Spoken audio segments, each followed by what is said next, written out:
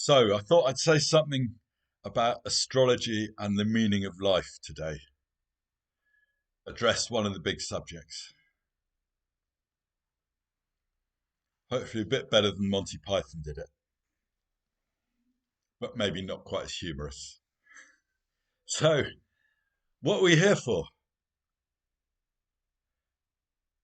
Well, we can sometimes think we're here to do this series of achievements and that we're always falling short, we're always lacking. We have to have something to show for ourselves. And that's a very Saturnian way of looking at life.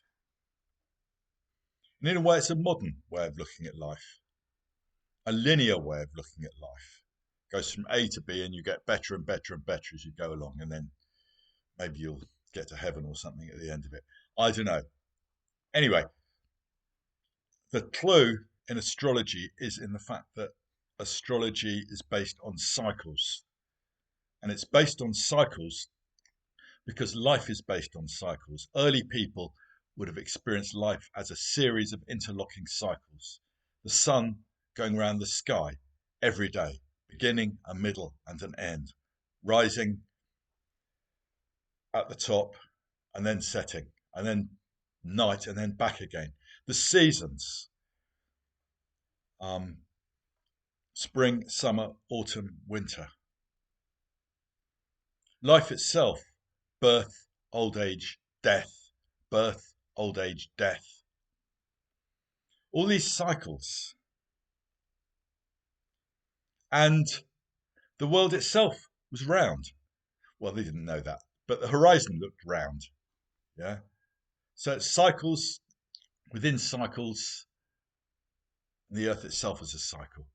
So life isn't going anywhere. It's going round and round.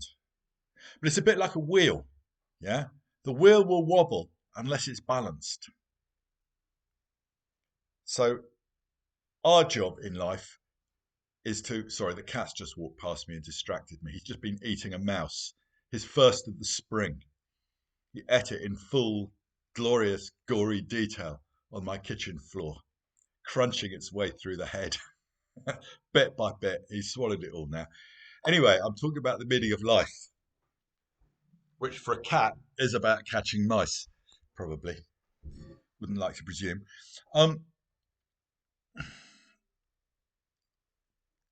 So, balance. Life is about continually finding balance.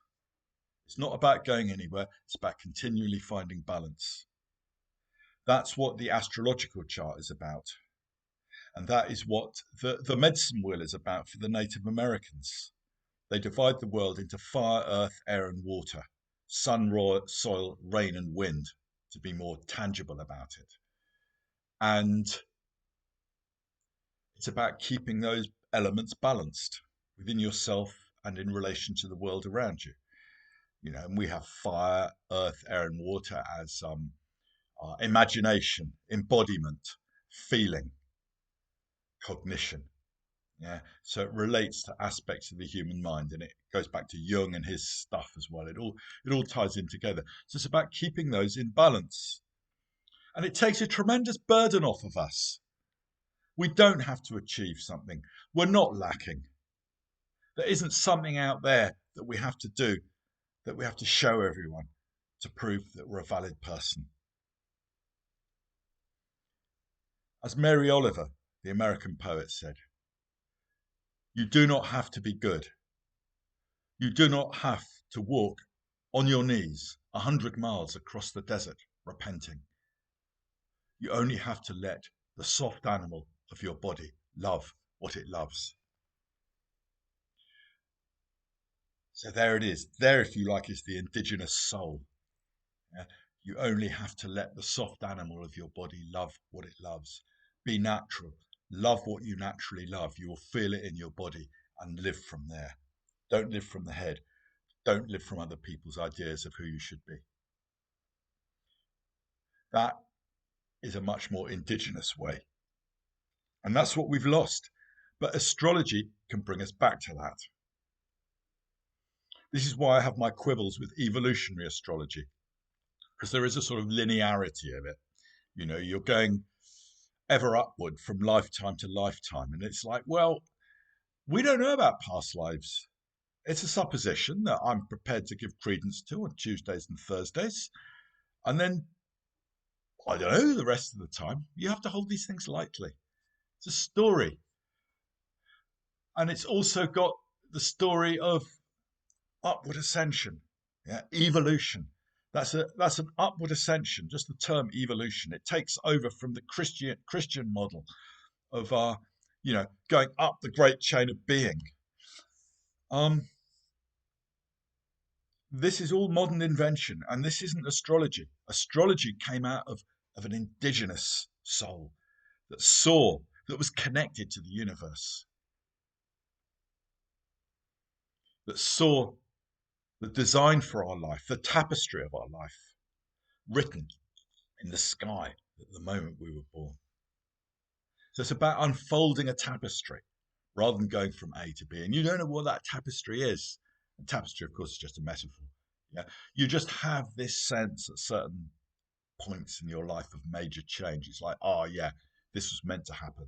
That person was meant to die then. Even that, yeah, because it liberates you. That's the thing about death. Even if you're very close to someone, especially maybe, there's also a liberation as well as the grief.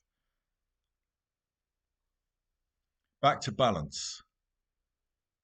So that's my main theme for today, is we're continually finding balance. That is how to live. And you're finding balance by answering the callings within yourself. Love what the soft animal of your body loves.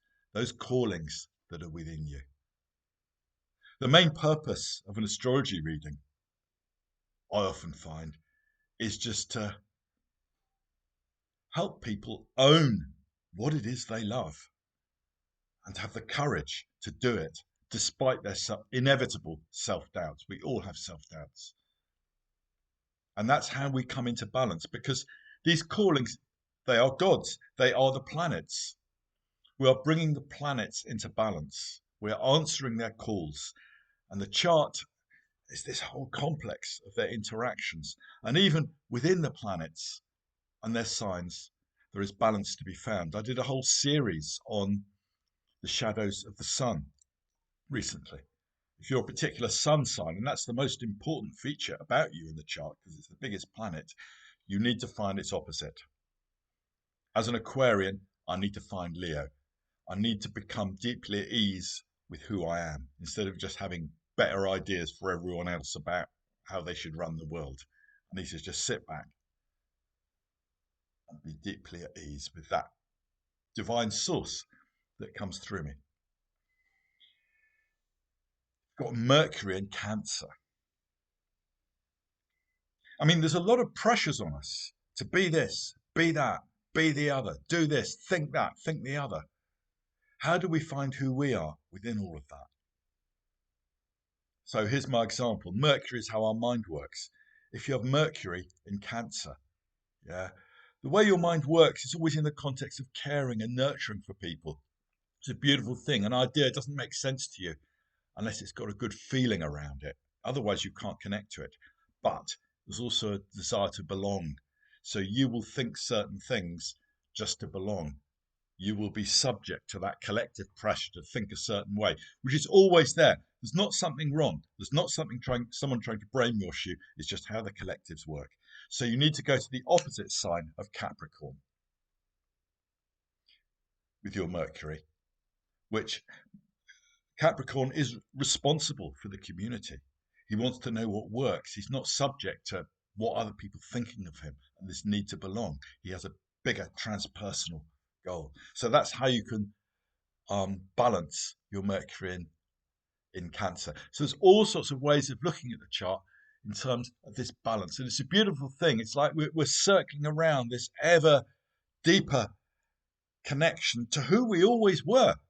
Yeah, metaphysically, that's why we're not going anywhere. We're just coming back to who we always were. We just haven't quite remembered to live it. It's almost a process of remembering what we are. So just remember who you are and take the pressure off.